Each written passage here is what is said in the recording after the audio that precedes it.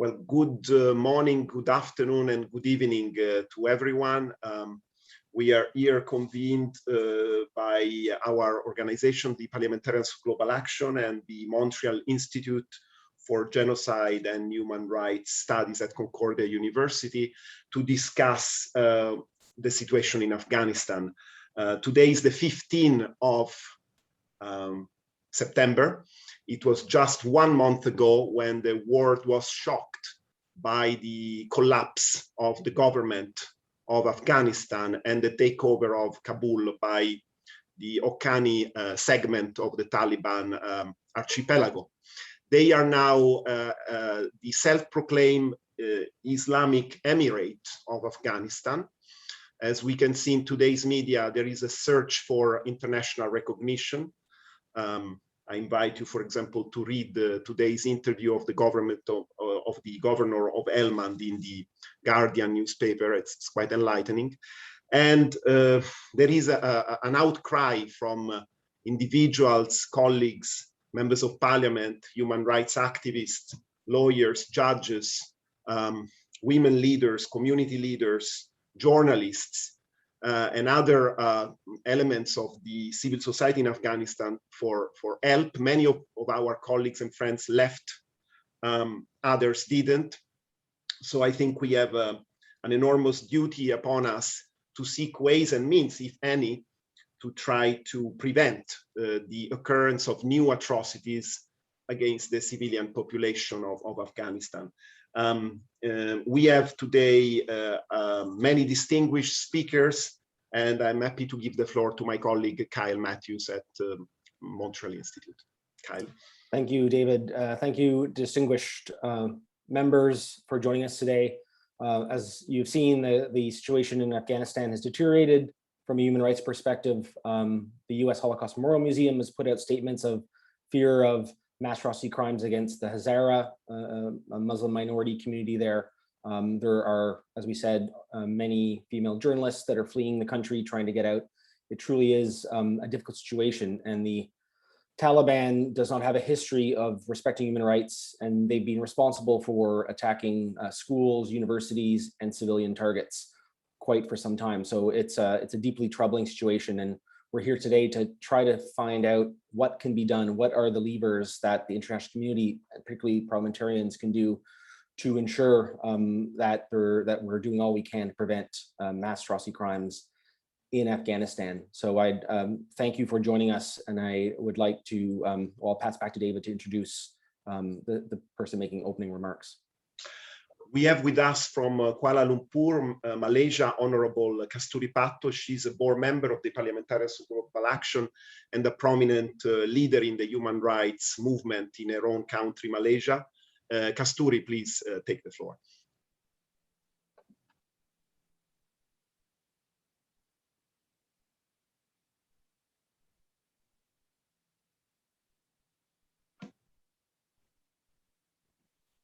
My apologies. Thank you very much, David. Good evening to all my fellow colleagues.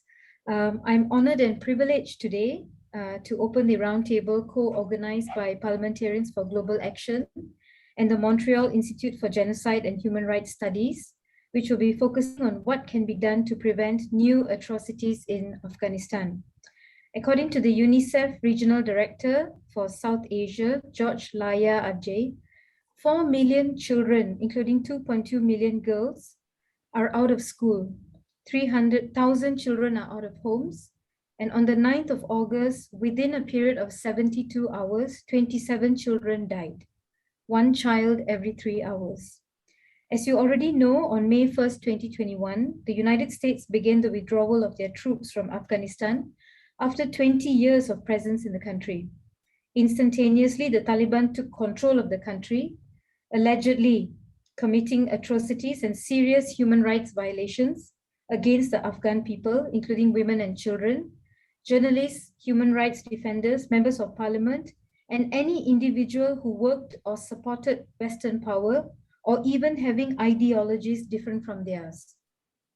Despite the pledges made by the Taliban to respect women's rights, Daily reports have described the harsh rules on the ground imposed by the Taliban against women and girls, as well as the recruitment of young boys into its ranks, depriving civilians of their fundamental rights and freedom. Now that my colleagues in Afghanistan have been ousted from their democratically elected positions in parliament by the unconstitutional change of government imposed by the Taliban, and that the last foreign troops have left the country, this event, which is taking place only a few days after the 20th anniversary of the September 11 attacks, is the occasion to reflect on the current situation on the ground. As far as the Parliamentarians for Global Action is concerned, I'm pleased to say and to inform everyone that the board in a meeting a few days ago had decided our Afghan colleagues, parliamentarians, will continuously be recognized by the PGA as members until the end of their constitutional mandate, which is a mandate given by the people of Afghanistan to them. This, we hope, is our symbolic way to express our unwavering support and steadfast solidarity with them as legitimate representatives of the Afghan people. Taking stock of the Milan Forum in Preventing Violent Extremism and Mass Atrocities held in 2017, today's gathering, a gathering of human rights and women rights activists, legislators from all around the world, experts, civil society representatives, and academicians, indeed, is a unique and timely opportunity to raise awareness on the tools available and to find concrete actions together that can be undertaken by legislators to protect and defend fundamental rights and prevent further atrocities. Infringements of the rights and all forms of violence against women and children are indeed a crime against humanity, and the PGA stands firm in solidarity with those who have been victimized by this. While willingness and efforts have been already put forward by the international community, including individuals like Dr. Baha Jalali, a former history professor, through her #DoNotTouchMyClothes campaign, whether through the actions and commitments made by governments to welcome refugees or the public condemnation of the atrocities committed by the Taliban, I hope that this roundtable will foster an open and fruitful exchange to explore other ways of international intervention, including by parliamentarians who can try to have an impact towards the prevention of atrocity crimes and to improve, to the extent possible, the safety and security of the Afghan civilians. While we may not be able to erase the trauma witnessed by young boys and girls of the horrific atrocities in Afghanistan, we can and must band together to pool resources, extend and expand our networks on how we can come together to pressure and remind the global community on their obligation to protect, defend, and promote human rights, particularly in this case in Afghanistan. I would like to stress that also the Afghanistan who took over the territory of, I would like to stress that also the Taliban who took over the territory of Afghanistan and are imposing domestic rules and policies purportedly derived from a distorted interpretation of Islamic law, must act in accordance with international law, starting with the treaties on human rights, international humanitarian law, and international criminal law to which Afghanistan is a state party. In fact, for many years, Afghanistan has been a target country by the Parliamentarians for Global Action campaign for the Rome Statute of the ICC system. And PGA facilitated the first official meeting between Afghani officials, parliamentarians, and the prosecutor of the ICC as early as in 2008, and the margins of the Consultative Assembly of Parliamentarians on the ICC and the rule of law, which however did not prompt immediate and determined action by the Office of the Prosecutor, as our members might have hoped. Let us also not forget of the human rights violations and possible attacks and infiltration against religious minorities in Afghanistan. Finally, allow me to reiterate my call on world leaders and the global community of states and international organizations, starting with the United Nations, to take heed of the potential revival and resurrection of extremist and radical insurgent movements all over the world, including in Southeast Asia, in view of the Taliban's self-proclamation of an Islamic Emirate of Afghanistan. The time is ripe to go back to the drawing board to critically review all the counterproductive, ineffective, and legally questionable practices of the so-called global war on terror, and to finally understand that not only terrorism, but also counter-terrorism may have produced the monster that we are facing today, namely a new Taliban regime that may restart to perpetuate widespread and systematic crimes against humanity, against its own people. I look forward to a meaningful and action-oriented discussion, and I wish you all the best. Thank you very much. Now, I would like to thank you to the Honorable Kasturi Pato for those welcoming remarks. I would now like to introduce Lieutenant General Romeo Dallaire, who's going to deliver keynote remarks.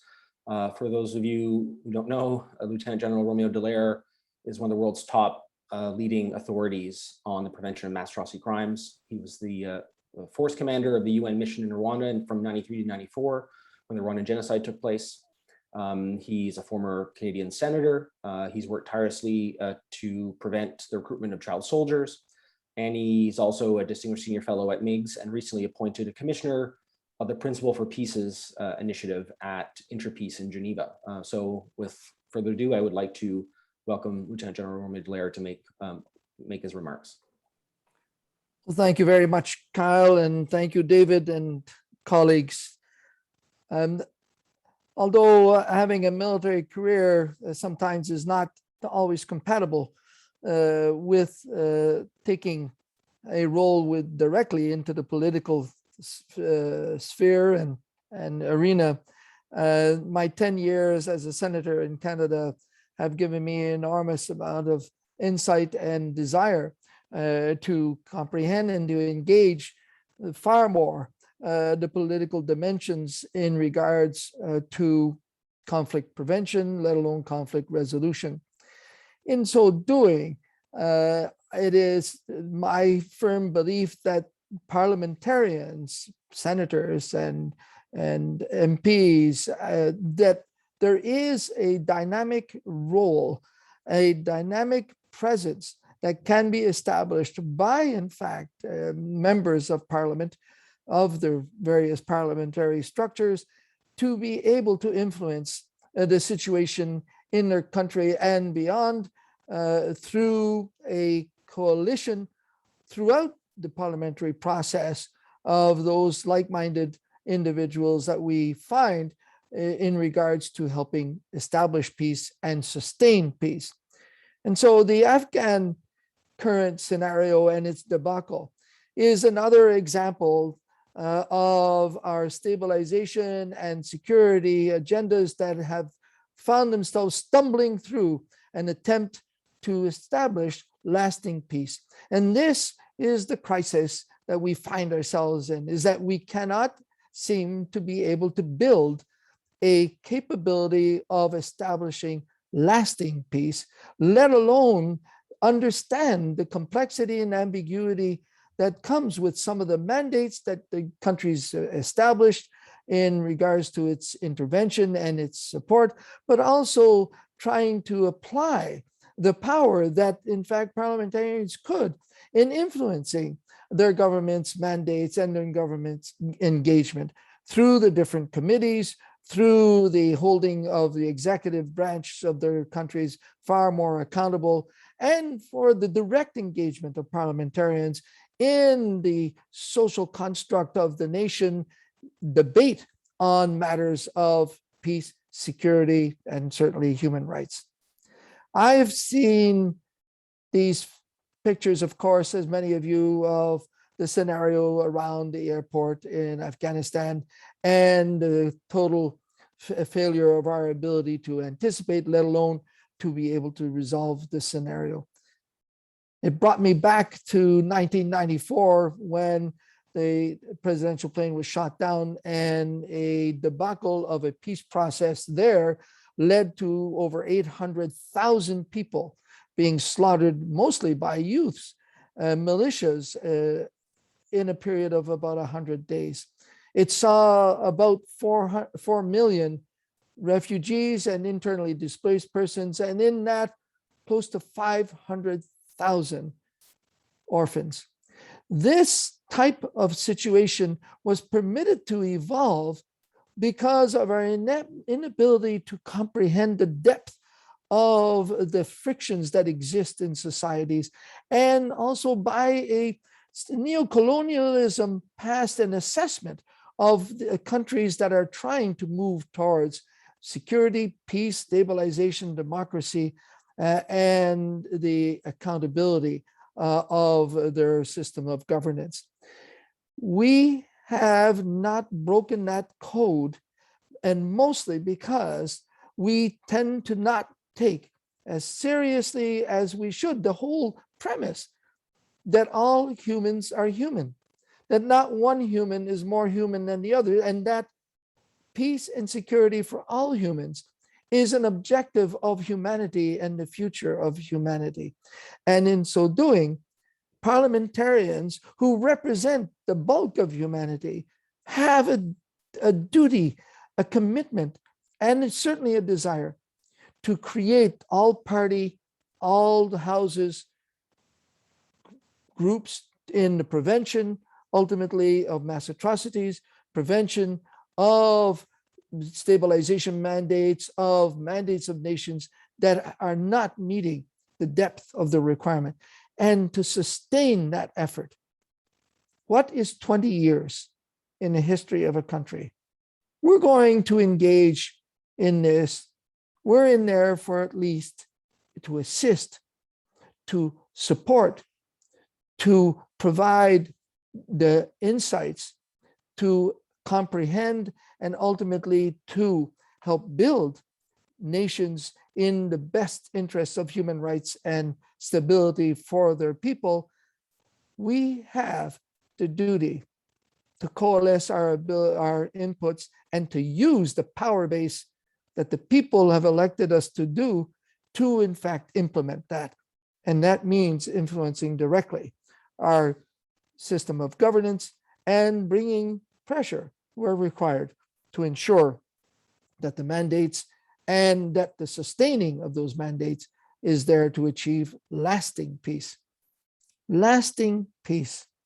And that's what the commission that I'm involved in right now in establishing the principles of lasting peace, and not one of meeting short-term political requirements that make some people feel appropriately that they have achieved a success, while in fact there's not been buy-in from the bottom, there's not been engagement by the people, there's not even a full comprehension of what the frictions are between them and how they hope that they be resolved. And so, ladies and gentlemen, I am abusing the time given to me only to state that you can, as we did in Canada, create parliamentary groups, all parties, all houses, and we can use the power base of parliamentarians to, in fact, hold accountable and change the scenarios that come out of our nations in regards to mandates and engagements and the future of humanity and human rights. And so I hope to bring parliamentarians very much engaged in the theme that I'm involved with the principles of peace, which is the theme of stabilization and security. And I look forward to more work with all of you. Thank you very much.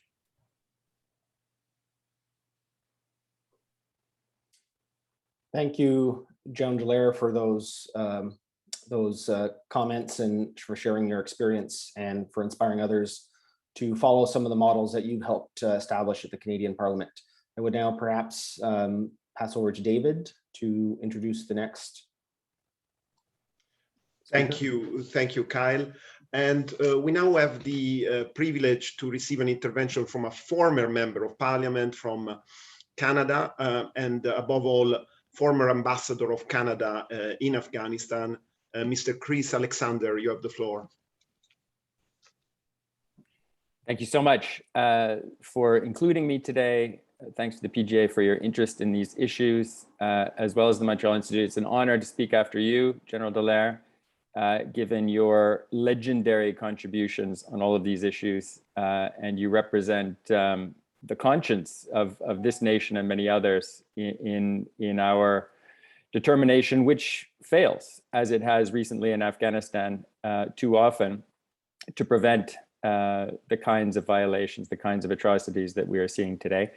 I'm also proud to be a former parliamentarian in Canada today because we are in an election. So everyone is a former parliamentarian in a sense at the moment, apart from our honorable colleagues in the Senate, with our election coming up next week, which is a time for new beginnings, a time for renewal. And we need to see these issues in a new light if we are going to make progress. Because clearly, the case of Afghanistan is a striking one in that this is a conflict that has relapsed into a very dark chapter after so many previous stages of conflict and failure and inability to achieve stabilization and peace.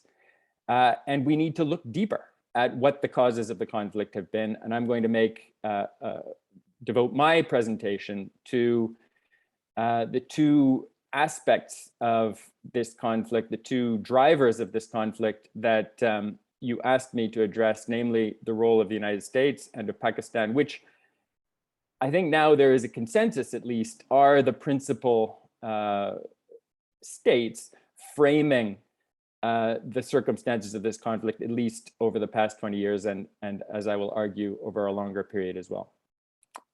The principal cause of human rights violations, war crimes, and other atrocities in Afghanistan is a 50-year-old conflict. To prevent further outrages, up to and including the genocide now underway in several parts of Afghanistan, and I think we can use that term, even though it hasn't been fully documented. Look at the images and firsthand accounts we're seeing from Hazarajat, from Panjshir, from Kandahar, where thousands of people are being removed from their homes, where summary executions are now well documented. We need to be serious about ending this 50-year conflict if we want to see an end to the atrocities. For 5 decades, with the exception of the 1979 to 88 period, the principal cause of violence in Afghanistan has been Pakistan's long, irregular war aimed at controlling government in Kabul.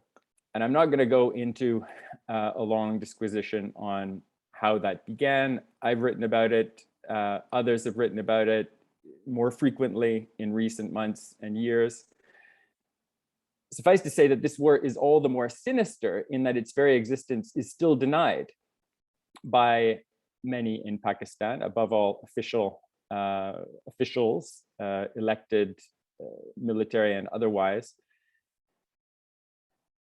And that this country, in spite of these denials, continues to provide the military and intelligence command structures that deploy these proxy armies into Afghanistan. Until quite recently, Pakistan's role went under-acknowledged in Washington and many democratic capitals, as well as at the UN.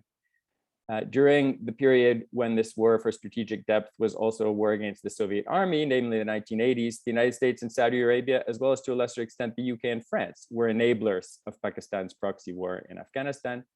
But obviously since 1989, that has not been the case, and Pakistan has been the principal architect of this policy. There's been no full accounting of the lives lost in this 50-year conflict, but it has had 4 major phases. The Soviet invasion, which caused as many as 1 million deaths, some say 2 million. The 1989 to 96 civil war, which was actually a war among Pakistan's armed proxies, which probably killed even more people. Next, the 5-year Taliban regime, which was a time of unprecedented poverty and comprehensive violations of human rights. And then the post-2001 period when Pakistan was almost continuously engaged in a war to retake Afghanistan through the Taliban and other proxies. To make a very long story short, US policy failed to end Pakistan's war over these past 20 years. The 9/11 attacks were planned in Karachi, Pakistan, by Khalid Sheikh Mohammed, a Pakistani national who was a known ISI operative. Those attacks on 9/11 in nearly 3,000 deaths, UN authorization of the US right to self-defense, Operation Enduring Freedom, which ended formally in 2014, and the invocation of NATO's Article 5, by which an attack on any ally is considered an attack on all. Khalid Sheikh Mohammed was duly captured in Rawalpindi in 2003. Osama bin Laden was killed in Abbottabad, Pakistan in 2011. But Al-Qaeda, the Taliban, the Haqqani Network, Tehreek-e-Taliban Pakistan, the Islamic State in Khorasan all remain robust terror groups sponsored by Pakistan, with Afghanistan now under their presumptive control. Why were they never stopped? Well, first, there were errors of omission.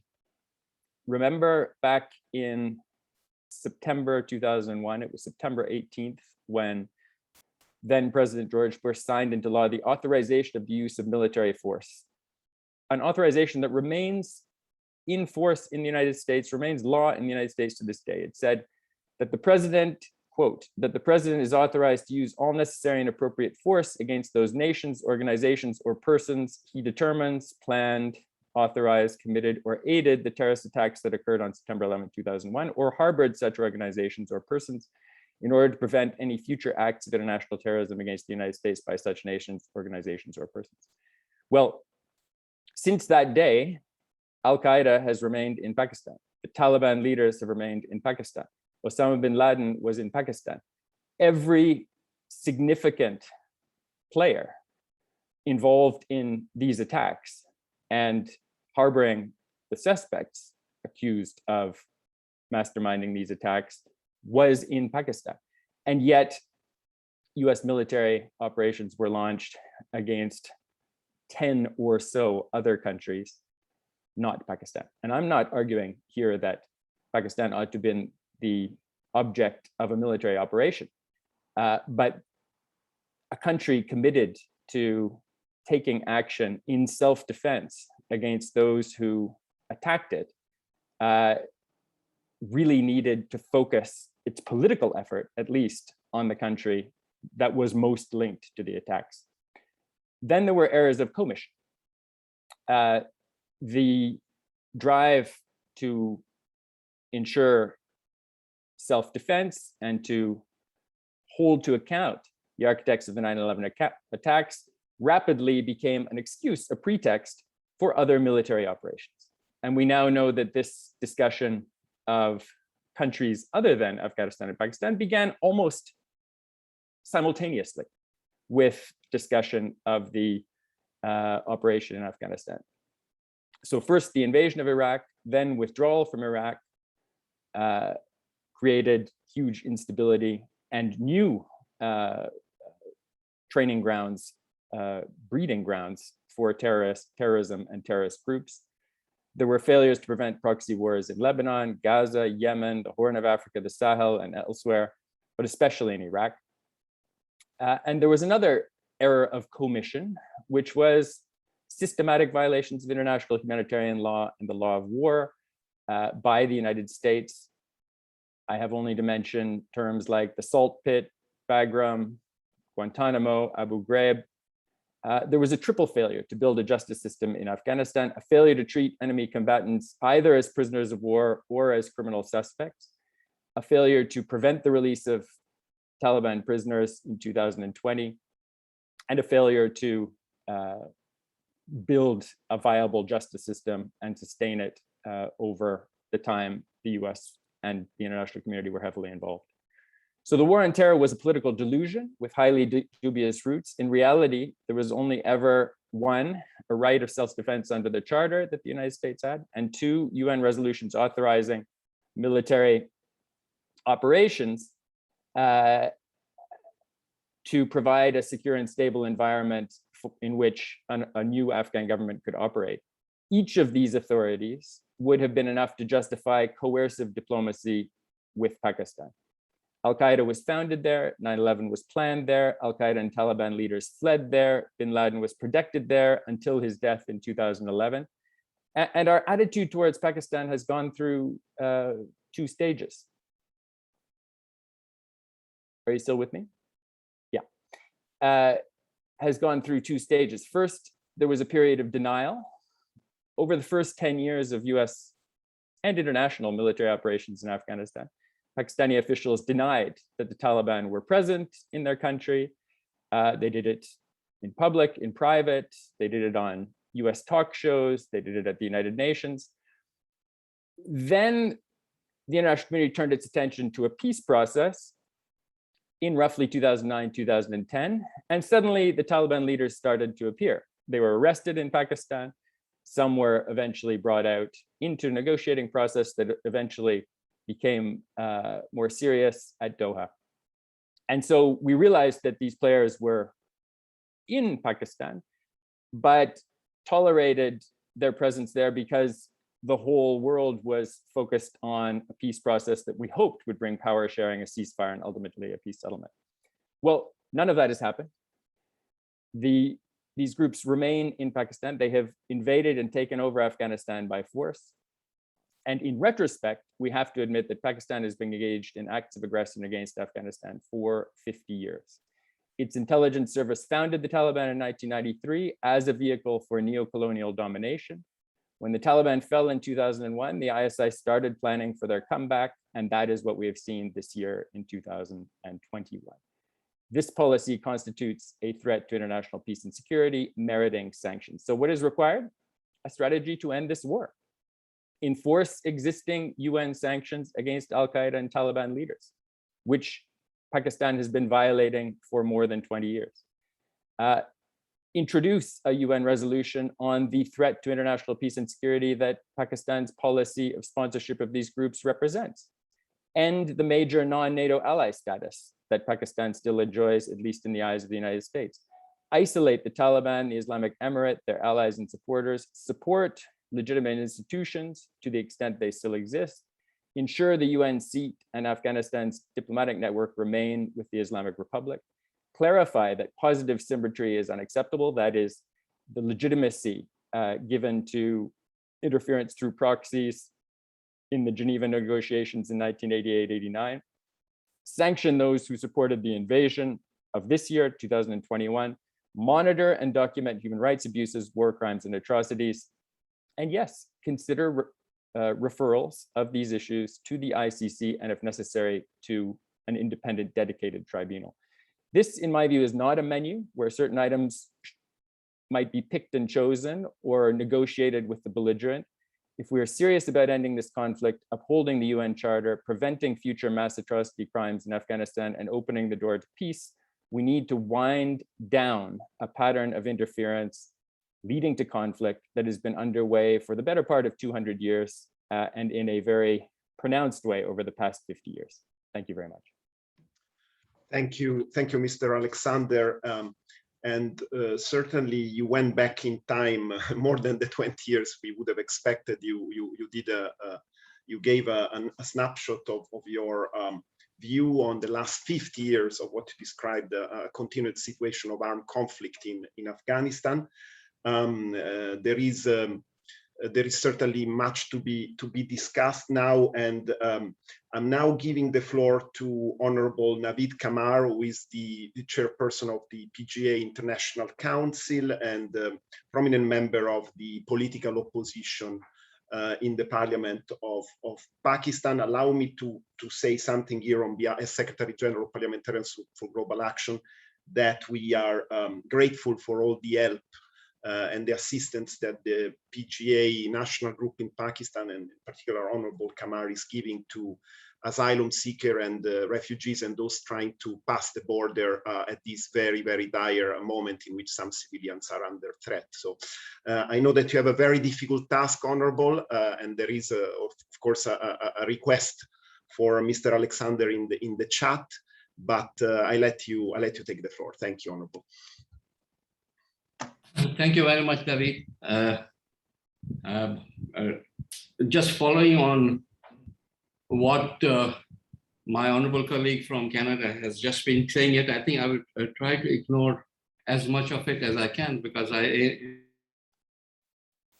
agree with a lot that has been said, and in fact, in my view, that's precisely the kind of thinking that we should, at this very moment, in the more immediate or short term, be avoiding and moving on to a time when we actually look at the situation on the ground as it exists in Afghanistan in general and Kabul in particular, and then formulating ways in which we could look at how best to look at and serve the people of Afghanistan in general. We do talk about the human rights violations or the difficult situations or the difficult, the fears that the people in Afghanistan have, a lot of it based on the behavior of the Taliban in their previous stint in government. And therefore, that fear would continue to rule the mindset over there. However, in my opinion, we need to look at the situation more closely and see where the problems are coming in. We do have a government that took over fairly swiftly. I would not necessarily say with the help of ISI, as my colleague has been saying, but nevertheless they did. There was a failure of not just a military failure, but failure to formulate a proper succession system that the US was negotiating in Doha. There seemed to be have been a hurry to wind it up for various reasons, including domestic reasons, and therefore no roadmap was formulated, and all the expectations that there would be a number of safeguards that would take place or would be worked out in Doha were not worked out. And it became almost a walkover militarily rather than a negotiated settlement. But what we do have, the pros and cons, so let's look at it. The fighting to a large extent, except for the pockets where I would talk about, by and large, the fighting has stopped. So the one thing that the people, the common man in Afghanistan was yearning for the last, not necessarily 20, but I would say 40 years, was peace. A very fragile, a very uneasy kind of a peace does exist on the streets in Afghanistan. And that is precisely what one needs to sustain to go forward. However, coupled with that is almost a complete economic collapse that is taking place over there. The system of government has nothing to back it up. There's no taxation system. There's no revenue system for the government. For the last 20 years, the government was dependent on direct injection of financial resources to run the day-to-day affairs of the government. And today, when we look at Afghanistan, people are being asked to come back to work, be it teachers, be it health workers, and so on. But who is there to pay their salary? There are no salaries available. There is nothing that is going back into the people's pockets. And therefore, there's nothing with which even any kind of a multiplier effect of the economy would take place. So we can see fairly clearly that there will be a very swift deterioration, even more than we see today. Today, half of the Afghan population requires some kind of humanitarian aid to just sustain their day-to-day lives.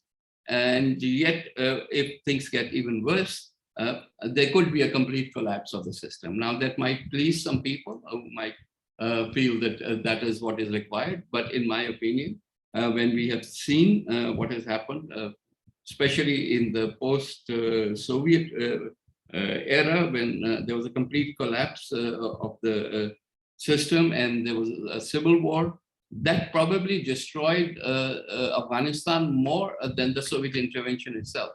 That is the kind of things that we would have to try and avoid. And therefore, look at what are the means that the world has in order to avoid that. You have tried the military solution, it doesn't work. It never will work. So what is the other solution that can possibly work over there? And the other solution certainly is there are a lot of levers that the world holds today. As I said, Afghanistan is in dire need of economic support.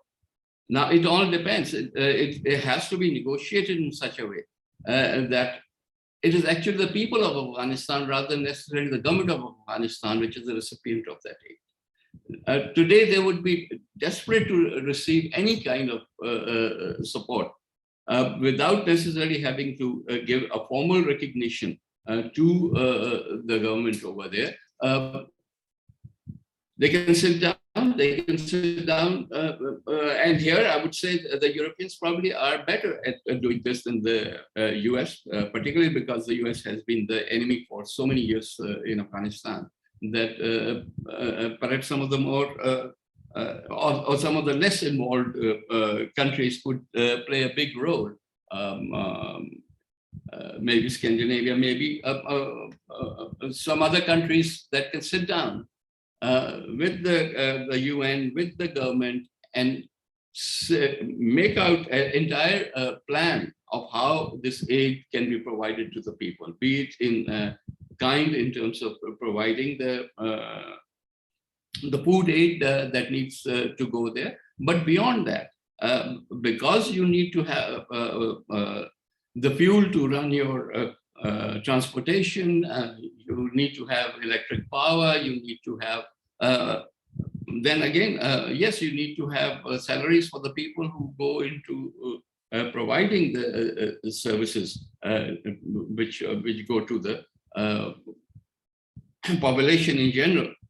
So that roadmap, which should have been worked out in Doha, has to be worked out now. When we talk about exclusion, I know that again, the Taliban have failed to form an inclusive government, even though they keep calling it the inclusive government. I don't know how they define that. But certainly that part of it also has to be negotiated. Rather than shunning them out, rather than saying we don't like your face and therefore we will not do it, and which will lead to certainly lead to a humanitarian crisis and perhaps even atrocities, because when there's the collapse, then even more hardliners would have would run the sway over there. So instead of doing that, we have to show some compassion over there and avoid the kind of mistakes that have been made in the past, and go in there. Now, what all are the areas that we need to protect? The right of the women, the right of the minorities, not just the religious minorities, but also the ethnic minorities over there. Definitely reports coming in from Hazara are frightening and not good, but the solution is not for the entire Hazara population to migrate out of Afghanistan, but the solution is that not only should they be involved in the governance on a day-to-day basis, and particularly when the Afghan government calls itself the interim government, when a new government or whatever means we find, ultimately the only way to really have a legitimate government over there is to have elections and have a democratically elected government. But till that time, because we are sitting in a post-conflict situation, these people, be it the Panjsheris and generally the Uzbeks and Tajiks over there, as well as the Hazaras, all have to be made part of the government, and not necessarily those that have fought alongside the Taliban, but others who have been part of the society. They need the technocrats. They need the people who know how to fly the airplanes, run the airports, run their powerhouses, run their social services, and so on. Though I don't think the Taliban would be willing at this stage to necessarily involve those people who were in government in the previous 20 years at one time or the other.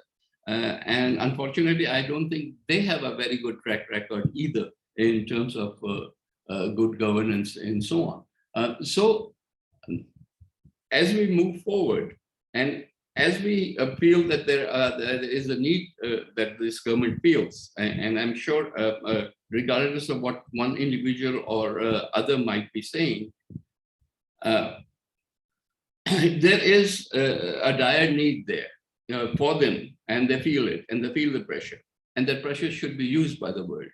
It should not just not dislike them on the basis of the way they have been behaved in the past, or in fact, the entire culture, because they have a different mindset from anyone that we normally deal with. So approach it in such a way that you achieve the ends. Ultimately, it is up to the world. If the Taliban do not come up to the expectations, or they start moving in the direction where one feels that they would be really a menace to the world in general, and to the Afghan society in particular, those incentives can always be reversed. But sanctions, as I just heard my colleagues say, and particularly on neighboring countries, is that going to be the solution that we are looking at?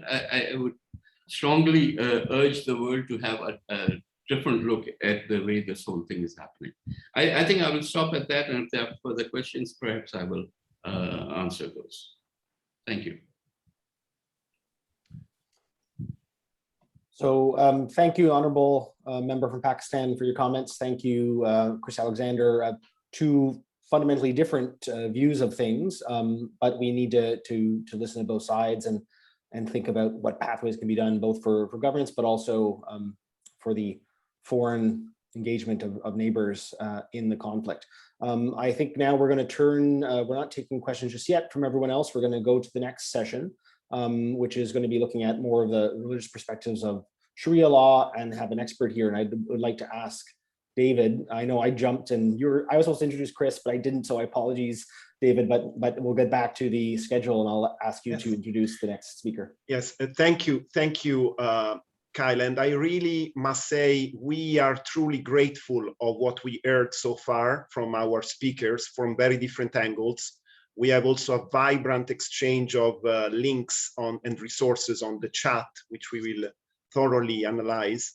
And I think what we cannot miss is the opportunity and the imperative to learn from the mistakes of the past, so that this type of disasters that we have witnessed this summer are not repeated anymore. That's the intent of Parliamentarians for Global Action. And I think together with the Montreal Institute, we want to prevent further violations of human rights, including crimes against humanity, against minorities, women, girls, boys who are enslaved, and many other things that can happen to any minority. And one of them that has not been mentioned are the those that may be characterized by sexual orientation or gender identity. What will happen to those communities in Afghanistan? So there is an enormous problem to be addressed, and we have the duty, as General Dallaire reminded us, the duty to take action and try to protect as much as we can our brothers and sisters. Now we have a professor of law, so we have a little bit of an escape into academia, but he's a jurist. And as a jurist myself, I need to tell here that I'm really tired of 20 years of social scientists and geostrategic experts to tell us what is right or wrong in the global war on terror. So many people have been killed, and for what? So I think we have to revisit a lot of what we have been putting as a hierarchy of what is most important in global affairs and international relations. And if I can say something here, it's really, in my view, a big failure of our very supported, and we fully support its mandate of the International Criminal Court, of not having taken action in these 17 years in which it could have initiated investigations and cases on specific instances of mass atrocities. We could have had in Doha the Dayton effect. You remember in Dayton, Mr. Mladic and Mr. Karadzic, the heads of the Republika Srpska, genocidaire, then convicted by the International Tribunal for Former Yugoslavia, could not sit at the negotiating table. They would have blocked the negotiations, but they could have not, because they were indicted war criminals. This didn't happen for Afghanistan, and probably in Doha we have paid the ultimate price, as the negotiators were the same people who might have committed crimes against humanity. So now I give the floor to a colleague and friend from Egypt who teaches in Northumbria University in the United Kingdom. He is a scholar of the late great Professor Sherif Bassiouni, really the greatest friend of Parliamentarians for Global Action in the last 40 plus years, who unfortunately is sorely missed. Mohammed has worked with Professor Bassiouni, has lived 2 years in Afghanistan to try to train Afghani judges and prosecutors and lawyers. So Mohammed, I give you the floor. Thank you. Thank you again for this kind invitation. I will try to be very specific. Yes, I worked and I had the honor to work in Afghanistan in the judicial reform in 2004-2005 with the late Professor Bassiouni, as my colleague David mentioned. I start with a very small story just to let you understand, before I go to Sharia law, the interaction between Sharia, tradition, and culture in Afghanistan. This is very important for the Western or European, or someone who's a bit not familiar with the culture and tradition and religion in Afghanistan. I remember the late Professor Bassiouni. He was also the human rights expert, you know, by the United Nations to look at the human rights situation in Afghanistan. And all of a sudden he got a report that some girl who's 14 or 15 years old, she was seen by her family in a taxi with a stranger. Stranger means like another boy. So it went to the police, and then it went to the Saranwal. It's called the Saranwal, means prosecutor, and then it went to the trial, and she was sentenced for 3 years imprisonment. Professor Bassiouni, he went at this time, you know, to speak with a very, very senior official at the Minister of Justice, and he told him, but based on what you sentenced her for 3 years imprisonment, this is not in the Afghani code, and is not according to Sharia. I said, no, this is according to Sharia. So Professor Bassiouni again challenged him, you know, and also only Bassiouni can challenge people there in Afghanistan. So he said, no, it's in Sharia. So Bassiouni said, no, it's not in Sharia because there is no crime. After that, we realized that this is the culture and the tradition, has nothing to do with religion, has nothing to do with Sharia. Sharia has been hijacked, and I witnessed that already, and I've been working for the past maybe 20 years on Islamic law Sharia and the way it's been hijacked. Yes, it's been hijacked, and the ideology, and I totally agree with my, again, senior colleague here, Chris Alexander. Yes, we have an underground teaching Islam in Pakistan. We know that Taliban, this notion is from Pakistan, not from Afghanistan. I will not go through geopolitics and why Pakistan is interested for instability in Afghanistan, but I heard this from my students who are judges in Afghanistan. Yes, Pakistan is keen to have this instability in Afghanistan. I will not go through it. I will leave it also for others who are more having more expertise than that. So what is Sharia, and which kind of Sharia? Yes, this is something I have to say. Yes, it's distorted image of Sharia. I'm not defending Sharia here, because also Sharia is applied in Saudi Arabia and applied in Iran. But let us see it that way. Why Saudi Arabia? And here is question mark. In past year, they said, no, we have to abandon flogging as a punishment. So we see that Saudi Arabia, which I have to say, which they have the basic law based on Sharia, they start to see, yes, we have an alternative. Sharia is flexible. Sharia is social justice. I remember again in 2004, Professor Bassiouni said to the Mujahideen, because my students again were Mujahideen and Taliban, there is ideology. So Taliban is not written on someone, it's ideology. And other Mujahideen said, if you apply Sharia now and the Hudud punishment, everyone will shake his hand that way because everyone is corrupted. We have poverty in Afghanistan. So again, what Taliban is doing now, and really I have to say it, what Taliban doing with Sharia now, they just limited it for the punishment for something called the right of God, you know, which is a hudud. But this is not the way Sharia should be applied. When you want to apply Sharia, you have to provide the social justice. You want to apply Sharia, you have to provide people, you know, with work, with education. I have to say that the failure of the international community, that we found that Al-Azhar in university or Azhar institution in Egypt, in 2015, they said, we need to have something called the teaching reform or religious teaching reform. No, this is not. So what happened now? People ask me about how come that this distorted image of Sharia succeeded, and the Afghani people, what about Afghani people? The Afghani people, I have to say, like also my colleague Chris Alexander said, the 50 years, forget even the judiciary, even the system, they have the very good system in Afghanistan. Afghanistan, they have women, female judges before Egypt have female judges. I'm speaking about 15 years ago. What happened in the constitution? Yes, the civil war, and before again, we have the Soviet Union invasion, and then the civil war destroyed everything. So the young generation, they go up and they found only ideology, which is the Taliban ideology. So this is here again, the thought reform, the brainwashing. So the education was based on this distorted Sharia teaching. The only thing is we didn't find a counter narrative. So the narrative of Taliban was very strong. The narrative of Taliban that we are coming here not to hijack Afghanistan, no, but to bring Islam back again, or Islamic teaching. But the Islamic teaching which they brought, it's really distorted.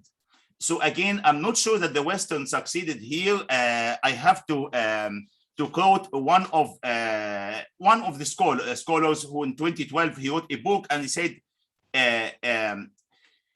about the king or the kingdom are won and lost in the realm of law and legitimacy. What does it mean?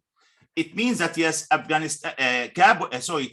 they managed to find that the weak point is the judiciary, the weak point is the corruption. So they started to play the game that yes, if we have a justice based on the tradition, and we have also the tribes and the elders being in the justice system, we'll have more trust.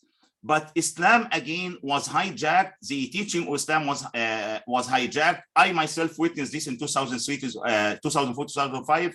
And I have one observation, that the Sharia, and here if this book or the Quran is written in Arabic.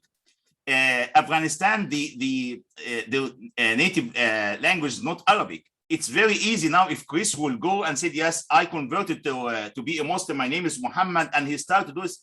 It's very easy to catch the heart and the mind based on religion. You guys, you are Western, this is different, but in Afghanistan, it works that way. It works that the Taliban, they start to teach young generation after young generation. Now we have maybe 3 generations. The Islamic law is not here. It's Taliban Islam. When it comes to Bin Laden, by the way, Bin Laden was not a big figure. Bin Laden was, we know that Bin Laden was from Saudi Arabia. I spoke with one of my students who was from Mujahideen. He told me he was never a figure.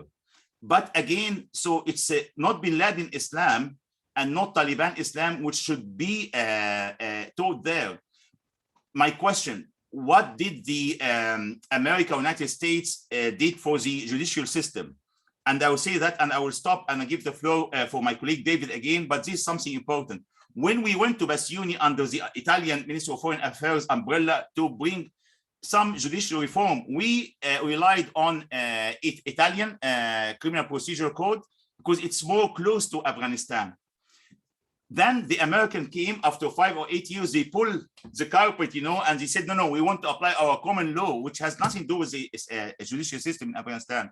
So why is my point here? My point here, the people seeking justice, it's very hard for them to understand this common law system. So they will not go to the official courts in Afghanistan. They will go to the Sharia courts of Taliban, which they managed to have the culture and Sharia, which is again, so this is something also important. Whenever we go to do a judicial reform, every country said, no, I want it based on my legal system. This is wrong.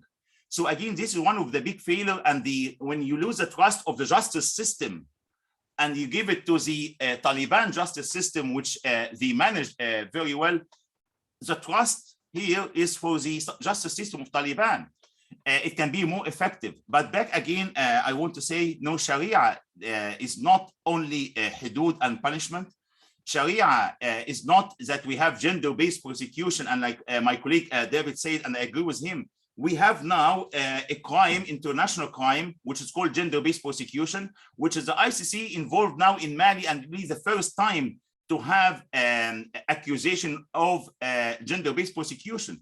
Yes, so for me, it's I'm against, for me, if you ask me as Islamic scholar, I am against to give any legitimacy for a group, again, a group only a men. There is no woman in Taliban. There is a group who are always working on gender-based persecution. All the gender-based persecution crime has been committed there, or have been committed. I'm not sure that you will stop it right now, Taliban. For me, my only proposal, and I will say it, and as academic, I would like one day, not that the ICC will prosecute Taliban. Where is the voice of the Muslim and the Arab community here? Where is the other institution like the Organization of Islamic Cooperation? Why not to help or to organize a special court to prosecute Taliban, Al-Qaeda, and other based on Islamic law Sharia? This will be only to deconstruct the narrative of this, I have to say, rebel groups or whatever that they hijacked Islam. If you say at the ICC, even I said before, judges at the ICC should say, yes, what happened in Afghanistan, what's happening in Afghanistan is not only violating international law norms or international humanitarian law, but also violating the Islamic principles here.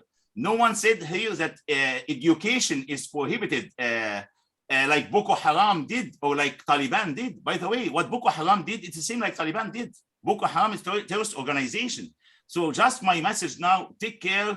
Don't be afraid that, yes, that, oh, we cannot speak with Taliban because it seems that they're applying Sharia law. And for me, no, this is not the Sharia law. This is the Taliban understanding and delusional understanding of Sharia. Don't be afraid, you Western, if you won't take thing. But for me, I have a message for the Muslim community in the world. We have to try these people based on Islamic law principles, based on the thing or the principle which they managed to convince the young generation of Afghanistan that this is the right Islam.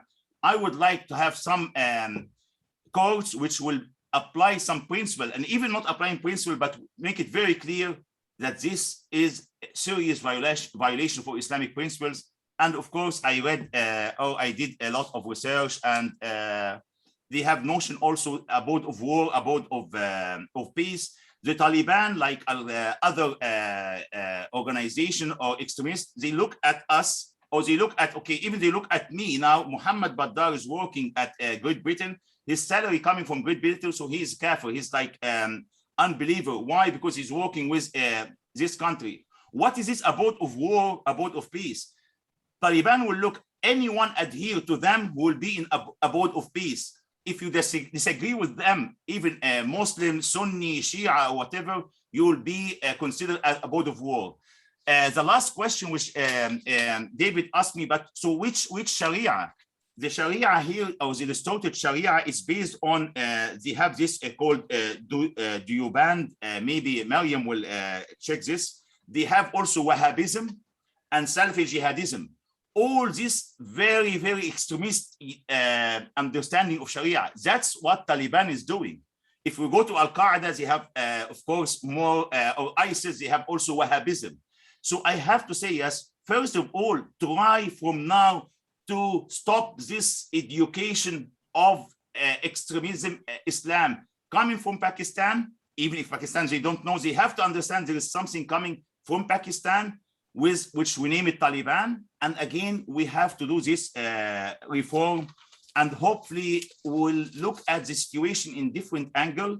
And I have to say again, gender-based persecution is going on right now. These people, if they will not be aware that they are committing this crime and the ICC is not that active, don't expect any women's rights or minority rights in Afghanistan. Thank you. Thank you, Professor. Thank you, Professor Badar. That was a fascinating discussion on the religious and misrepresentation of Sharia by Taliban and others. We were supposed to be joined by Ms. Farinaz Ispahani, of the Woodrow Wilson Center and a former member of the National Assembly of Pakistan. She unfortunately cannot make it, so she's not here, but we're a bit behind schedule. So in hindsight, that might be a benefit, although I'm sure we would have loved to hear from her. So I'm going to suggest that now we move to panel 3, which is ongoing human rights violations and what can be done to prevent their further occurrence. And I would then ask David to introduce the first speaker. Yes, thank you, Kyle. And there is definitely continuity in all the issues that we are addressing here. Again, the spirit is learning from the past to avoid the same mistake to be done again and again. And I think Professor Badar's approach is extremely useful, coming from a scholar who is expert in comparative law, international criminal law, and also comparative views on the Islamic law or Sharia law, which should not be the label of which should not be given to the Taliban regime applicable, let's call them regulation. I also read in the chat that there are vibrant comments. I think what is very important here is that international recognition is a major issue for the current leadership in Afghanistan. As Honorable Kamar said, we don't need to recognize them formally, but we should be using that leverage. And I think I humbly would say that Pakistan would be the most important power to use that leverage to tell them to respect the rights of girls, women, minorities, groups, any vulnerable element of the population, and also their own pupils and boys and girls who have been enslaved. And I may want to add this, that yes, gender persecution, but also enslavement, because if a woman is forcibly married against their will, because she's a widow or she doesn't have a brother or a father protecting her, that's called enslavement. It's a crime against humanity since the mid of the 19th century and should be punished. So I know that these are harsh lines, but we are necessarily need to make a point of law that wasn't made in 2001, because all the focus was end terrorism. But in the face of the thousands of victims of terrorism, there are hundreds of thousands, if not millions, of women victims of enslavement. So I think, unfortunately, we have lost the hierarchy of what's most important to be protected under international law. This brings me to give the floor to our friend and colleague, Rukhsar Azameh, who was a journalist and a producer with the Tolo News and had to escape and to leave Afghanistan already in 2015 because she was under threat. Now she's in the United States and she's the media officer for the American branch of the International Law Association. And we were lucky enough to have her as a collaborator to Parliamentarians for Global Action in the recent past. Rukhsar, I give you the floor. Thank you so much, David, and thank you so much for having me. Before starting the discussion, I would definitely try to address the bravery and the courage of all Afghan women that they are currently in Afghanistan and they are trying to protest. And despite knowing that the next bullet could be aimed to them directly, they still go out, they still protest, they are fighting for their rights, and they're fighting for what is called basic human rights here, that we are fighting for it across the world. But in Afghanistan, unfortunately, Afghan women are struggling for basic human rights right now, for right to go to school, for right to work, for right to contribute in the society. I would start with the question that when an Afghan woman tells you that he or she does not trust the Taliban government, what does it specifically mean? Being an Afghan woman, in 2015, I graduated from law school, and a week or 2 weeks after graduation, I was forced to leave my country, and I trade off my country, my people, my friends, my achievement, my career, just to save my life and save my family life. And it doesn't end there. In 2018, I'm sitting in my office in New York. I receive a call from my family. And they tell me that my cousin, who I worked with him in media together, a young man who is in second year of college, was killed in a bomb blast, which was organized by Taliban. And considering that experience, every Afghan understands this really well. When you receive a call from Afghanistan, when you receive a call from your relatives, you already mentally, you are prepared that something terrible must happen. Something must have gone wrong. And just a month ago, I'm sitting in my apartment working on my thesis, and August 15, my family calls me, my sisters, my mom, and everyone. They are all in tears. And they told me that Kabul fell. I'm not saying this story because I might be the most important family or person in the entire world. No, I'm telling this story because, like me, there are thousands of Afghan girls right now that they are sharing the same story, the same struggle, the same experience, and the same pain and the struggle that I am going through right now, and my family went through. They are going through the same struggle. And the achievement that we had, they are equal to zero. I'm talking about the price that I am paying. I couldn't attend the funeral of my cousin who was closest to me because I'm in exile. I cannot go back to my country. It's 6 years I haven't seen my family members, the closest one to me, my mother, my sisters, my brother. I'm paying the price of being an advocate, fighting for women's rights, believing in democracy, believing in progressive ideas. And now what? We made peace at what cost in Afghanistan? At cost of putting all women in danger, destroying half of humanity in Afghanistan? It's heartbreaking. I want everyone in this panel to just think for 1 second, how does it feel to not understand that the next day your family will be alive? Some of the members in this panel knows that how I get my family to a second safe place. My family traveled to the land, and just a couple hours before they start traveling, I spoke to my mother. I told my mother, I said, is anyone listening to you right now? Am I on speaker? She's like, no. I said, Mom, I need to talk to you and I need to tell you some important issues that you're heading the road and you have to be prepared for it.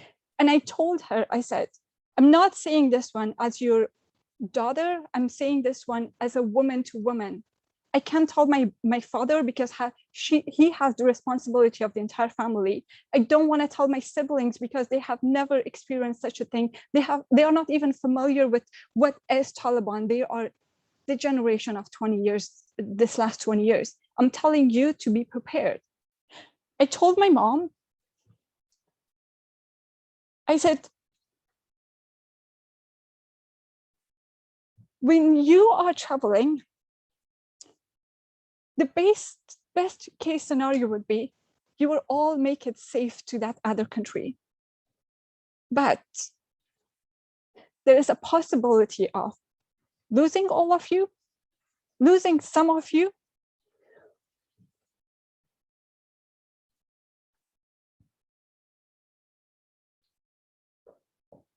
And I tell my mom, I said, if anything happened, right? If anything happened, take the rest of the family with you. Keep your head down. Keep going. Even if one of you make it safe to another country, it's okay. And imagine that pain. And imagine those hours that I have been behind the phone, just waiting for just one small security code that I created with my sister to be aware that if they are safe or not. Imagine every second of that road trip that they took. human, any human, I'm not talking about just Afghans or Afghan women, nobody deserves that. And unfortunately, right now in Afghanistan, we have journalists, we have women who worked in sports, we have human rights defenders, we have women's rights defenders that they are struggling for their life. Just last night, I received a security notification to inform my friends that there are certain districts in Afghanistan that Taliban, specifically in Kabul, Taliban are going door to door, searching for homes for specific names. And I'm talking about those names that they were given to Taliban during the evacuation in the airport, and they were not able to evacuate those number of people. And now they are the first target. They are being called in specific places, pretending that they are international community, but really they are the Taliban who are calling them, and they are being shot to death and losing their life. And again, I'm saying, peace at what cost? We made peace with murderers. We made peace with terrorist groups in Afghanistan. And I'm appealing here to feminist groups, to Afghan women, to women's rights advocates, and to honorable parliament members here that advocate for Afghan women, advocate for more help for them, for the one that they are under immediate danger. Do not recognize this government. Recognition of the Taliban government is setting a precedent for all those terrorist groups that they might even have a slight idea of doing something wrong, this gives them incentive to go to any length that probably at the end there will be a victory for them, like the victory that Taliban are now celebrating in Afghanistan. And more importantly, please advocate for temporary status for people that they are trying resettlement. Please advocate for protection for those people right now. If we are not able to get them to other countries, just temporarily get them to another neighbor countries that can help them to stay safe for some time. I was part of the same kind of panels last year when we were talking about investigation of criminal court in Afghanistan. I had hope. I lost that hope. And sincerely, I don't know where Afghanistan will lead from now.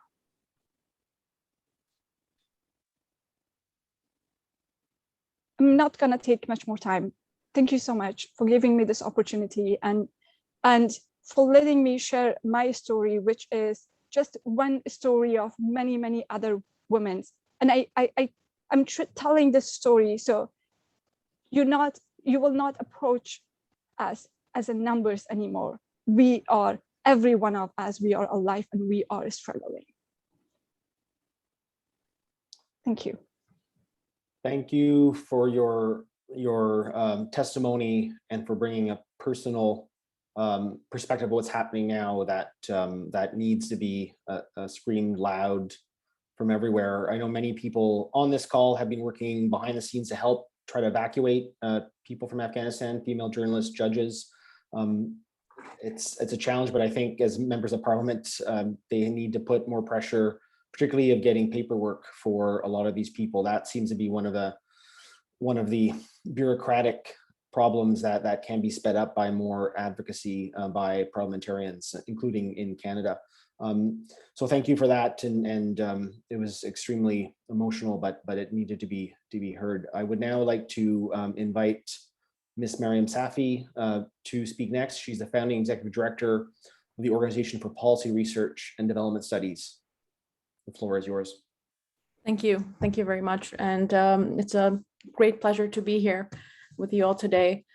And I also want to tell Ms. Rukhsar Azimi that I share your sentiments deeply, and and I can feel your pain. And what you've described has been literally the existence of every Afghan in Afghanistan since August 15th.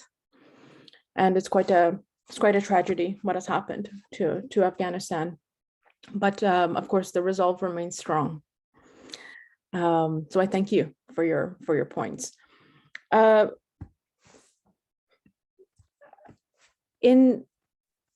I've been asked to talk about the human rights violations in Afghanistan. I want to make a point that the human rights violations committed by the Taliban has been recorded, and it's been recorded for decades. So this is not new.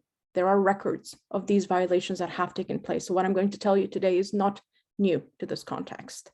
There is evidence of these atrocities in the provinces, in the cities, civilian casualties, men and women being used as human shields have been a reality of Afghans since 2001, and of course prior to that. In 2018, I was asked to address the UN Security Council on Women's International Day, and I wanted to share an excerpt of what I had said there. And it's important to note this, because like myself, members of the think tank community, research community, civil society actors have continuously told the international community and stakeholders involved of where they saw the country moving, and they cautioned again and again. But unfortunately, those views repetitively fell on deaf ears. In 2018, I told the council that 17 years ago, hope had replaced despair, as Afghans embarked on the path towards a peaceful and stable future, where conflict would become a distant memory. We welcomed international investment and commitment to support this hope. But as I speak here before you, I must tell you that hope is beginning to fade. That was 2018. I asked Afghanistan's international partners, who had repeatedly expressed their intention and will to stand behind the people of Afghanistan to bring lasting peace, security, and stability, and urged them to stand beside us and not behind us, as we knew, being on the ground, that the so-called peace process, the US-Taliban talks, were taking the country towards destruction and mass atrocities, which it did. At the UN General Assembly in 2019, I told members that the gains made so far in Afghanistan had largely been an outcome of the peace-building agenda. However, that being said, when Afghan women asserted themselves to preserve those very gains, the liberal peace-building agenda lost steam. The international community too often questioned the legitimacy and representativeness of women and civil society perspectives, while offering de facto legitimacy to the Taliban, something we saw consistently happening, especially from 2018 till where we are now. I warned as practitioners, policymakers, and key leaders in this process that we must recognize and change this course, because without significant change, we risk monumental loss on the gains of the last 2 decades, on the rights of Afghans. And yet we will have another failed peace process on our hands. And now we do. Now, the situation in Afghanistan on August the 15th and 2 days, let's say after that, after the fall of Kabul, what we noticed, what was being reported. In the first 2 days since taking over Kabul, there seemed to have been relative calm. Though reports showed that most stores remained shut, banks remained closed, and women could barely be seen on the streets at that point in time, but there was a relative calm. But I would like to argue that by no means was this peace. There is no fragile peace. There's just fragility in Afghanistan. The same actors that committed and took away peace in the last 2 decades were not the ones that eventually brought it. So the notion that there is peace in Afghanistan because the Taliban are not killing civilians is ludicrous. Upon the takeover of Kabul, the Taliban gave reassurances. They said the lives and properties of Afghans would be safe, women and girls should return to school, work, and were encouraged to join the government. They also extended a general amnesty and said that an inclusive government based on consultations would be created. As we've seen in the last few weeks, none of that took place. And these were commitments made by the Taliban. There remained a great sense of fear in that first week and frustration among Afghans, hence the horrific images of Afghans rushing to Kabul airport, something that is etched in our memory forever and something that we should never forget. Talking to my colleagues on the ground, my family on the ground, what was described as the war zone in Afghanistan was the airport and was the surrounding area that encapsulated it. That had become a war zone. So while other parts of Kabul, you may have not seen any atrocities, the surrounding area of Kabul airport was a war zone. The fear that had encapsulated Afghans was based on a perception that the Taliban are repressive, have continued to remain repressive, and would reintroduce their pre-2001 regime in Afghanistan, often described as opposing to the changes that had taken place in Afghanistan in the last 20 years. Many said that the Taliban had changed. One argued that the Taliban may have changed, but have they changed as much as the people of Afghanistan have changed?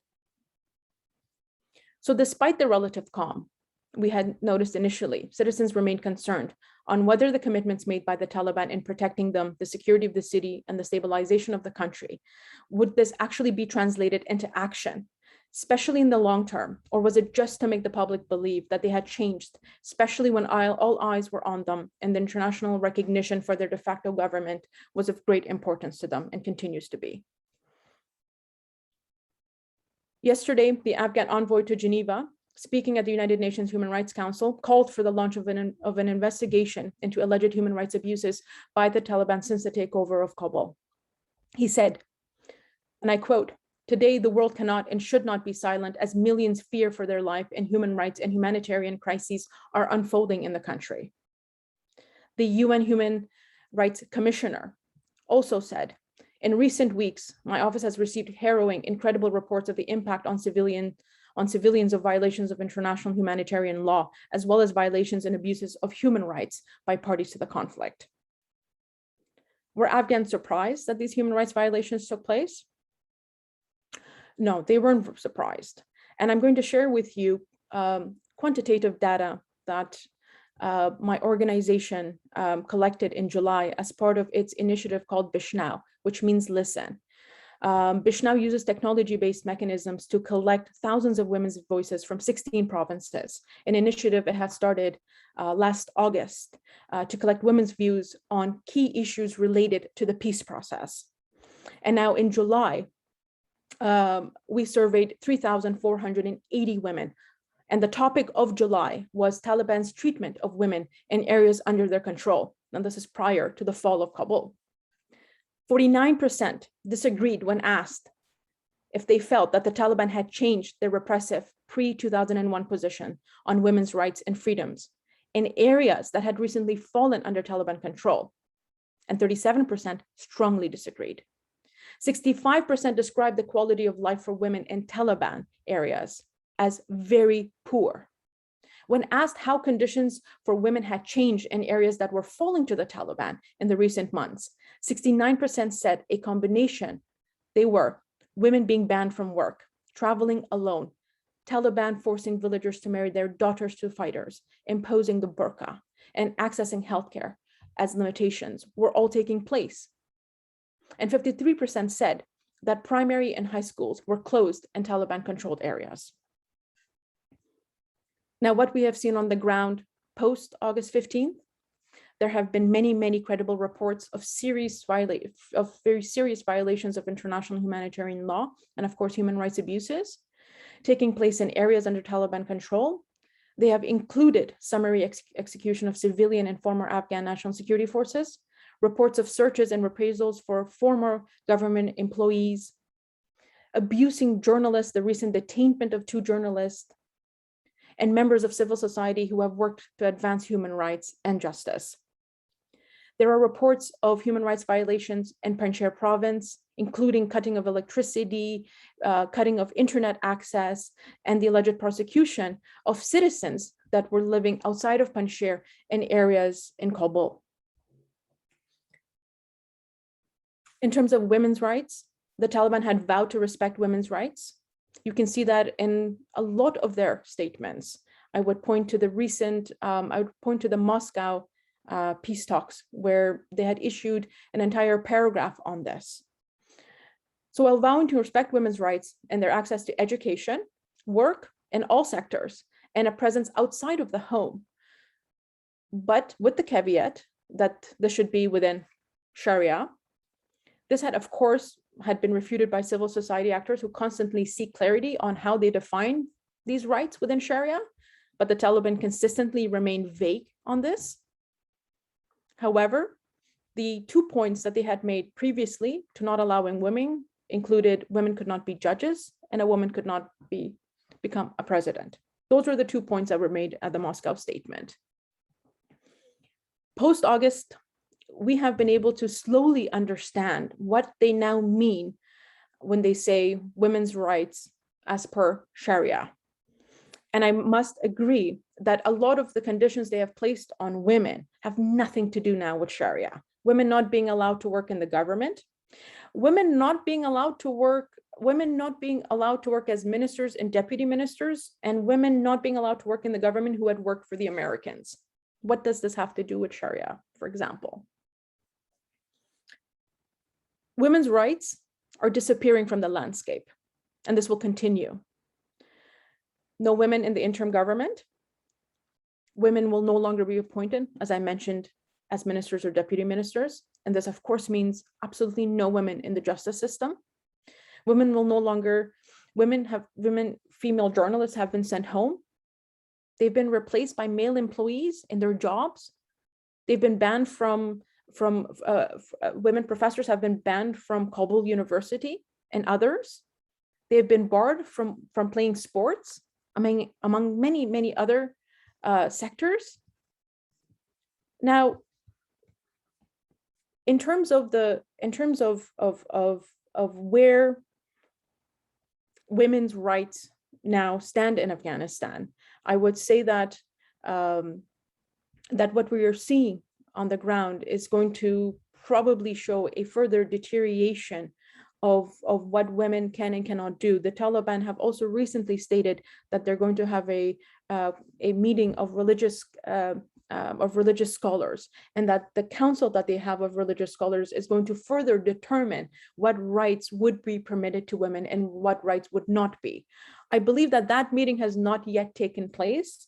When it does, I think you're going to start seeing when they were saying women's rights per Sharia actually means in all of the various sectors. We have seen certain statements come out of the appointed minister of education, which has been extremely discerning. We have also seen how women have been treated both in the cities and in the provinces so far. So it doesn't invoke any degree of hope that perhaps this would change.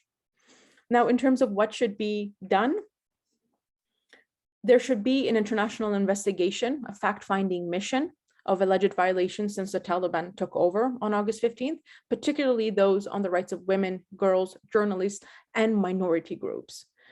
2, the international community should create a mechanism that can monitor and document the human rights situation in Afghanistan, including in particular the Taliban's implementation or lack thereof of its promises, and a focus should be placed on prevention.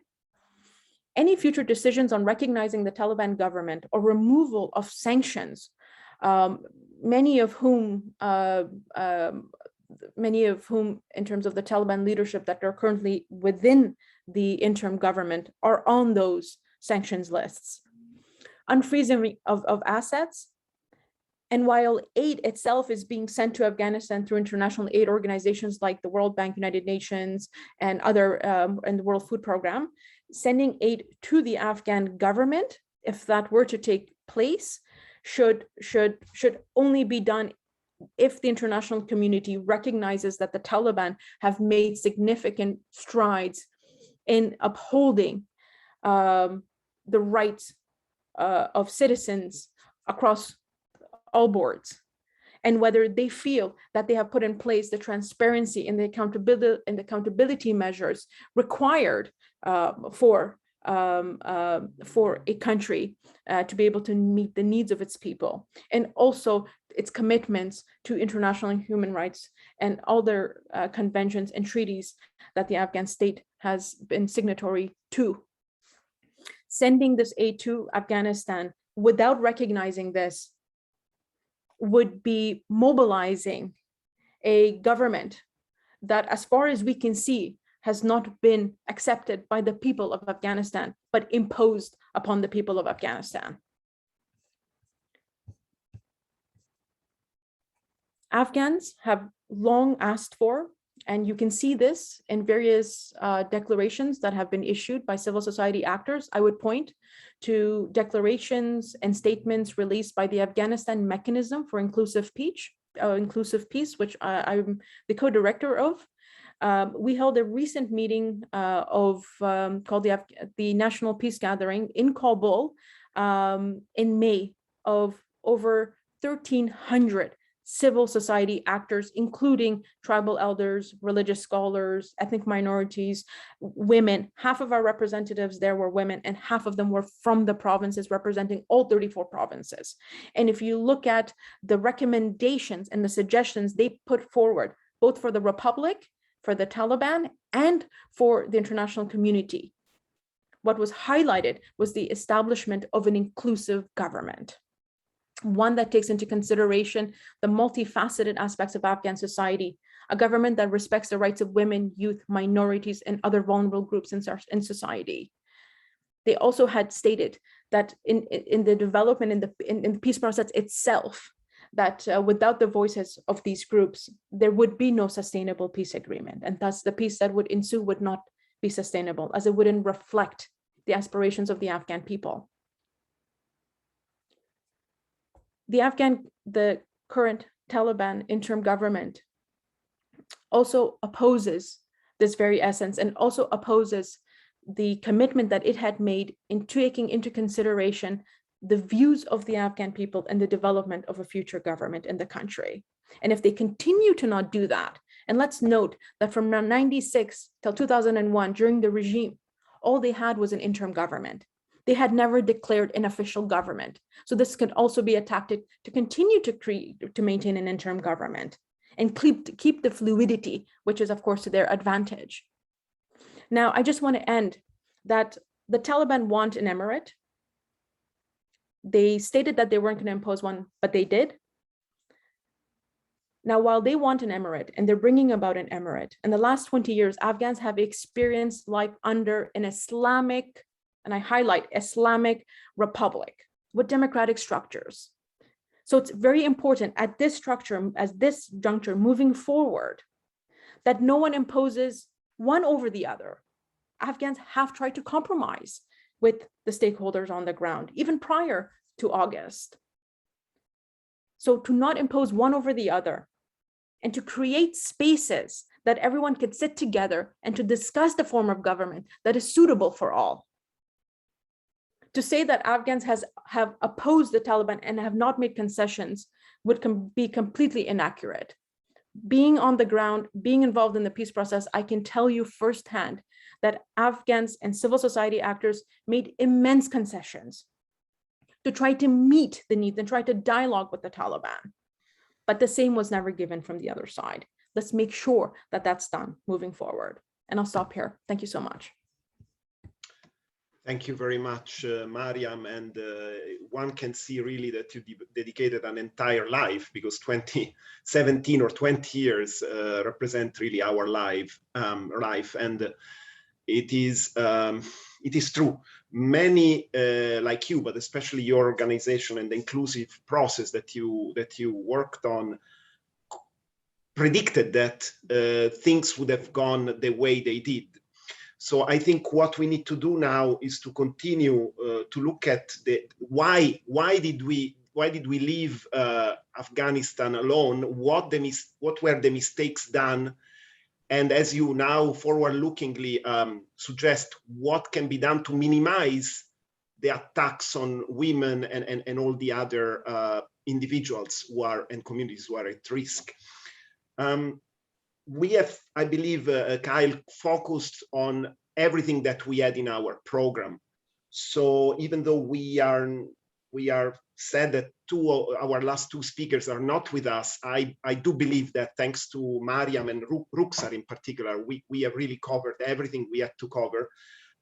Unfortunately, as I said at the very beginning of this meeting, Honorable Mariam Solaiman Kail, who is a member of the Parliament of Afghanistan in exile in a third country, was blocked in her camp to try to take care of a family with a wounded person who just took refuge in that country, escaping from Afghanistan.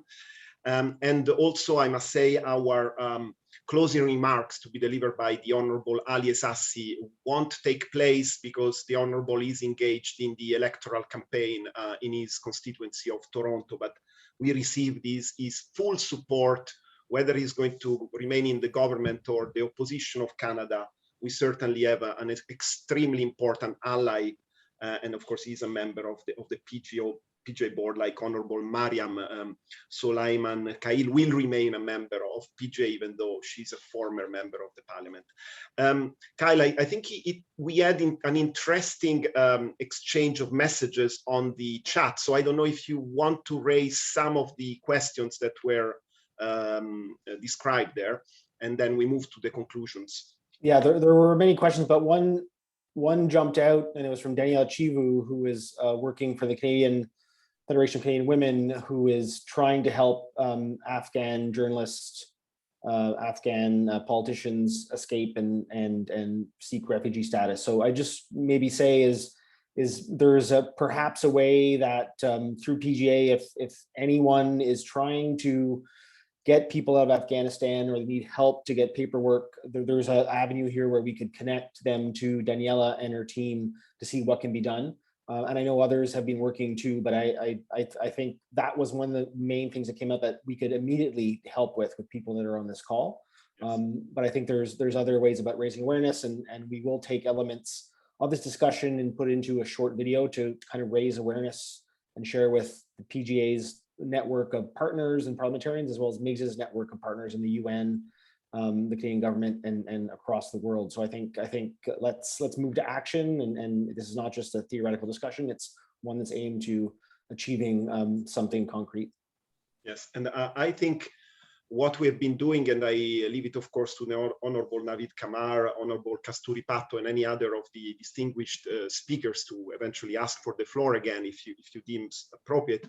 What PGA is engaged on is to try to help all the people who have been liaising with us, cooperating with us, working with us from the parliament, from the judiciary. Of course, the situation is extremely difficult, especially for those who were involved in the investigation of atrocity crimes, because some efforts had been made, but they never bear any fruit. So they were in the pre-trial, if you wish, stage.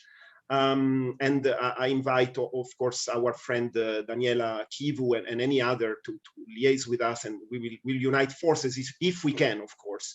Of course, in all this, I must say something very sad, which is where is the United Nations Security Council, which is the body entrusted under the United Nations Charter to maintain and restore international peace and security, at a time in which the United Nations Secretary General is issuing our common agenda report, a pivotal report mandated by the UNGA for the 75th anniversary of the Charter. What is being done by the permanent and the rotating members of the Council to take action? And the answer is, unfortunately, essentially nothing. So here we are with a system, a collective system for the maintenance of international peace and security since the time of the Rwandan genocide or the so-called Operation Restore Hope in Somalia, yet another failure to be registered to the system.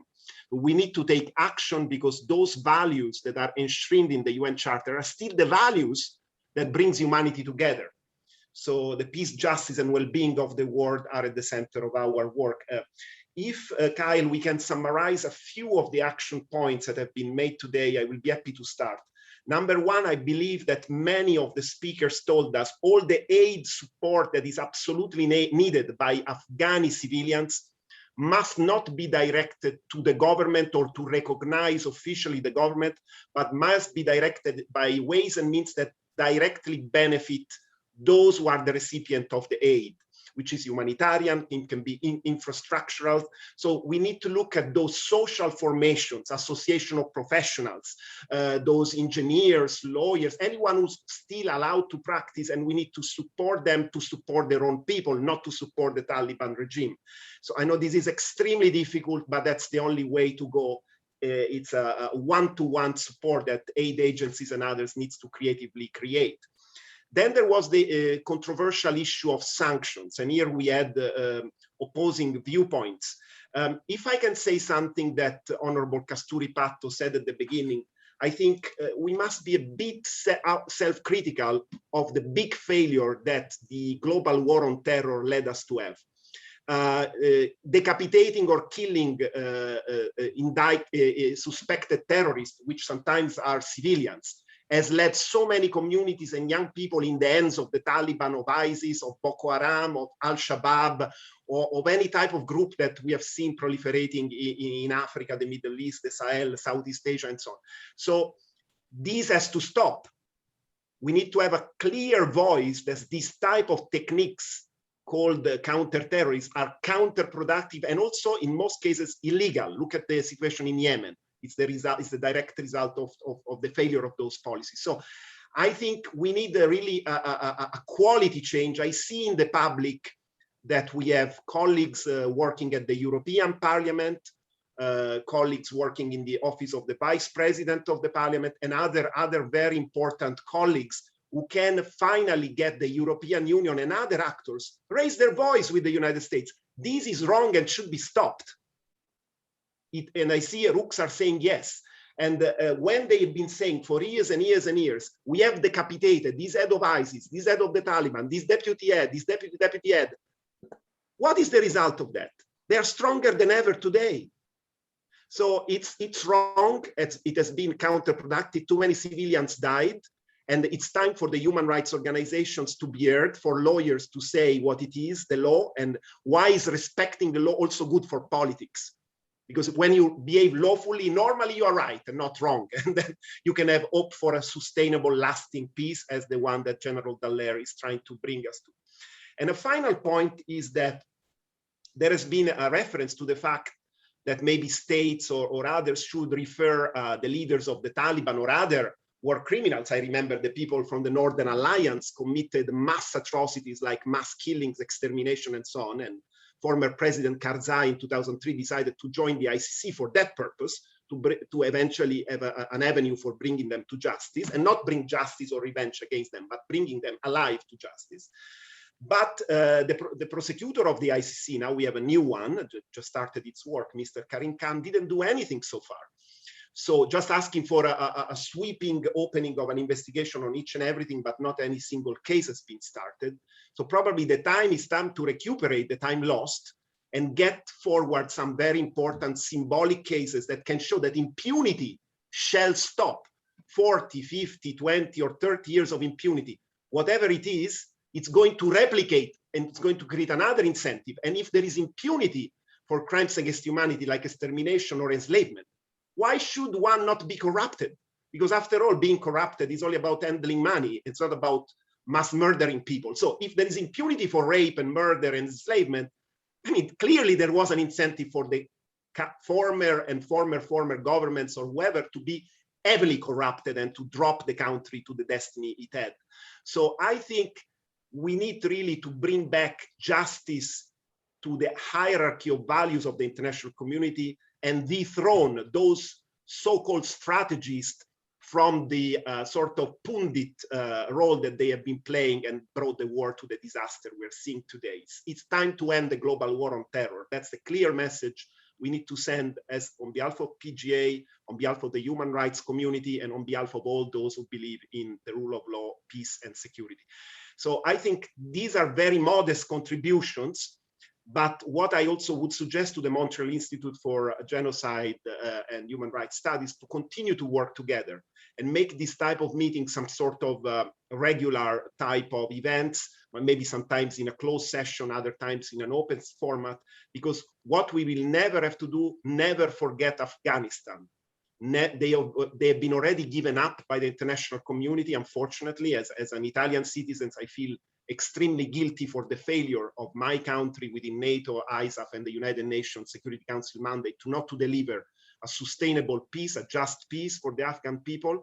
It's not about nation building. It's about protecting our rights as individuals. It's not about nation building. It's about our security, which is our national and international security, which is one and only concept. But too many mistakes have been done, and if we don't fix them, I don't think that we will have hope to do better things in the future. So I really ask maybe all the others to react to this, and Kyle, I leave you the floor for closing. Just 3 remarks similar to what you said. I think the issue of sanctions are something that need to be considered. They're a new tool. I know we had Erwin Kotler was on this call, and he's been pioneering the work of Magnitsky sanctions. That should be also considered by parliamentarians. I do believe that we should continue this discussion, raise awareness. We can't just forget about this. It's ongoing. There are millions of lives at stake. Third, back to the justice part. Someone said earlier, we have to document atrocities and human rights abuses, and we're seeing a massive amount of evidence coming on social media. So we need to continue doing this and not just forget and allow this to continue. I think we need to pursue and stay on this as a global community. Very much, Kyle, and I really want to thank all the speakers and all the participants. And no one has some sort of magic toolbox here to change the dynamics in the international community on interstate relations. I think this was a very, very important starting point to re-engage as much as we can and take action whenever it will be possible in Afghanistan and elsewhere in the world. Thank you all. Thank you.